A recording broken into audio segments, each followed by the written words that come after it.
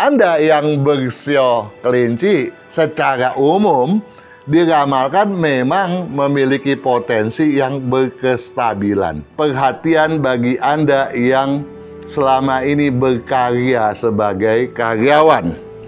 Ya, walau Anda merasa kesal, walau Anda merasa curiga, jangan sampai kesalnya Anda itu, kecurigaan Anda itu Anda tampilkan di permukaan. Simpan.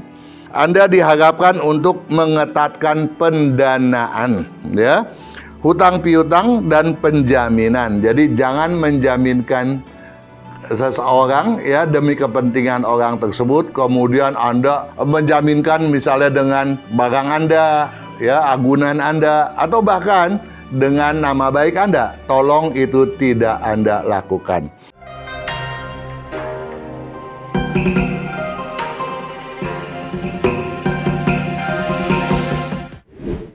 Potensi kenaikan Anda dari level yang kelima nanjak hingga ke peringkat yang ketiga. Sungguh sangat mengagumkan. Anda yang bersio kelinci memang memiliki peluang tersebut pada tahun kelinci yang baru saja berlalu. Peningkatannya tentu saja bakal jauh lebih baik kalau Anda selama ini tidak terlampau waspada, ya. Jadi kalau Anda tidak bersikap paranoid, maka peluang Anda, kesempatan Anda untuk bersikap objektif jauh lebih terbuka lagi. Yang penting Anda jangan terperangkap untuk bersikap di atas angin.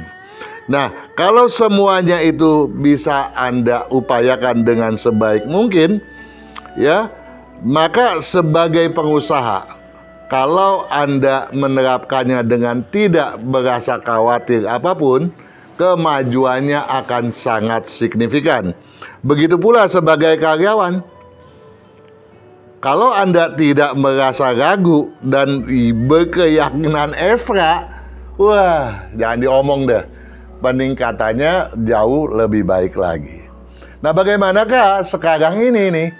Kita mau memasuki tahun ular kayu 2025, Imlek 2576. Apakah peluang itu masih tetap ada? Anda yang bersio kelinci secara umum diramalkan memang memiliki potensi yang berkestabilan. Dalam artian tetap berada pada peringkat yang ketiga, namun dengan kecenderungan kenaikan keberuntungan yang lumayan, lebih daripada lumayan bahkan. Nah, untuk mencapai hal itu dibutuhkan satu upaya ekstra tentunya. Nah, hal itu dapat Anda ketemukan solusinya pada kiat sukses berikut ini. Saya bacakan untuk Anda sekaliannya. Angkuh, serakah, hal yang bisa mencuat tanpa alasan.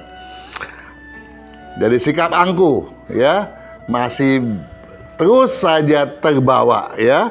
Jadi sikap di atas angin harus Anda hindari betul-betul. Karena potensi terjadinya hal tersebut memang masih ada pada awal-awal tahun ular kayu. Tetapi setelahnya Anda akan terbuai, ya, oleh satu perasaan yang bergumul.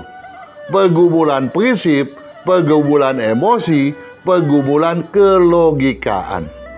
Nah, kalau sikap mau menang sendiri, berada di atas angin, kemudian diimbuhi oleh pergumulan yang boleh dibilang dapat kita katakan sebagai adu strategi tersebut, tentu dampak buruknya menjadi lebih besar daripada dampak positifnya. Nah, ini yang kita khawatirkan, ya. Jadi, angkuh dan serakah seyogianya Anda waspadai, ya. Karena itu bisa mencuat tanpa alasan.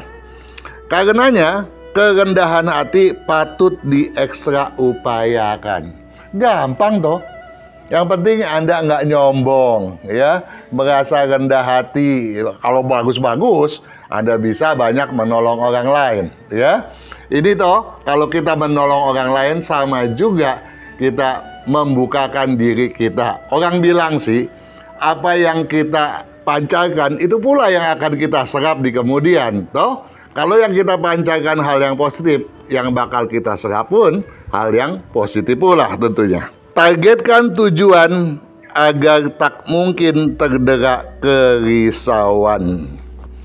Jadi selain Anda nggak boleh angkuh, nggak boleh sok-sokan, Anda pun harus melakukan penargetan tujuan. Jangan sembarangan. Jangan karena merasa terbuka, target gua hajar sekian. Jangan, ya. Tetapi sebaiknya Anda terapkan itu berdasarkan analisis jumlah nilai keberuntungan Anda. Kalau jumlah nilai keberuntungan Anda besar di atas 6, iya sikat aja, itu sih nggak ada kekhawatiran lagi kita. Tapi kalau nilai Anda di bawah 5, ya Anda patut lebih menahan diri terlebih dahulu, ya. Jadi Anda lebih patut lagi untuk bersikap rendah hati, ya. Nah, karenanya kerendahan hati patut diekstra upayakan. Targetkan tujuan agar tak mungkin terderak kerisauan. Ya, dalam konteks ini pun selain jumlah nilai keberuntungan, Anda patut juga mengukur sumber daya yang ada agar kesiapan Anda dalam mengejar kesempatan-kesempatan emas tidak akan menimbulkan kekhawatiran apapun. Ya, kemudian hindari konflik. Ya. Karena konflik bisa terjadi ya karena keangkuhan Anda tadi toh. Ya kalau Anda nggak angkuh, tentu saja akan mengecil pula. Hindari konflik, suara sumbang tabu kalau Anda anggap sebagai beban, ya.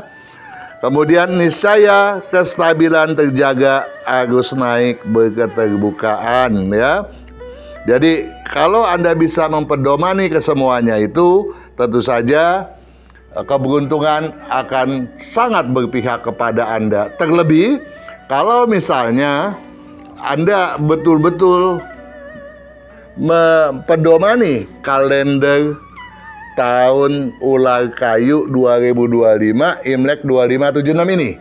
Kemudian dilengkapi pula dengan penjelasannya nih. Ada video penjelasan apa aja sih manfaat daripada kalender ini. Nah, ini adalah satu paket yang patut Anda pahami benar. Kemudian juga ada diharapkan untuk menyersamai video mengenai adu strategi dan lun gue, ya, di tahun ular kayu 2025 Imlek 2576.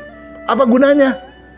Tentu saja sangat berguna, saudara, ya. Berguna untuk memahami bagaimana fenomena tahun ular kayu bakal berlangsung. Nah, kalau itu sudah Anda pahami, tinggal Anda sinergikan dengan bagaimana nih potensi sio Anda. Dengan sinergitas tersebut, nggak sukar lah bagi Anda untuk menempatkan, merencanakan sebuah jalan keluar bagi sebuah perencanaan, sebuah tujuan yang betul-betul sesuai, seobjektif, ya, dengan kemampuan dan sumber daya Anda yang Anda miliki.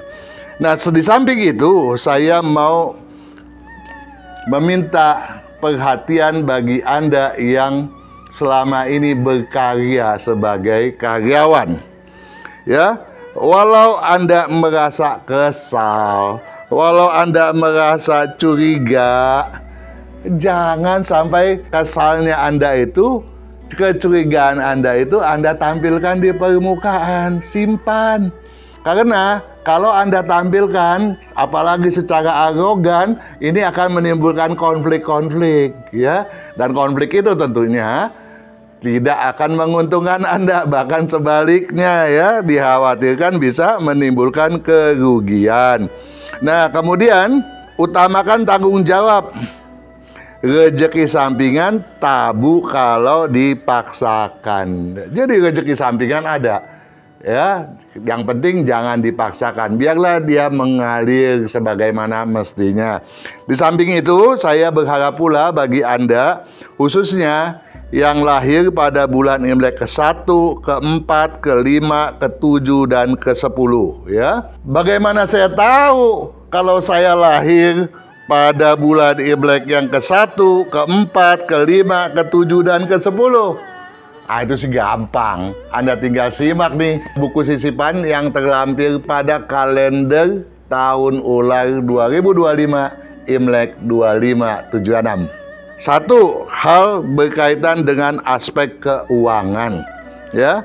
Anda diharapkan untuk mengetatkan pendanaan, ya, hutang piutang dan penjaminan. Jadi jangan menjaminkan seseorang ya demi kepentingan orang tersebut, kemudian Anda menjaminkan misalnya dengan barang Anda, ya, agunan Anda, atau bahkan dengan nama baik Anda. Tolong itu tidak Anda lakukan. Kemudian juga dari aspek kesehatan, Anda sebaiknya ya menjaga agar tidak memasuki, tidak menyelami, tidak kemudian lebih menggeluti bidang-bidang yang beraktivitas tinggi, ya, yang beresiko tinggi tolong dihindari. Juga tolong waspadai bahaya api, ya. Kalau kesemuanya ini Anda seksamai dan pedomkankan dengan baik dan benar, saya percaya, ya, di ujung tahun ular Anda pun akan menjadi seorang pemenang dengan keberuntungan yang lebih daripada sekedar lumayan, bahkan bukan tidak mungkin berkeberuntungan semaksimal mungkin. Sukses selalu.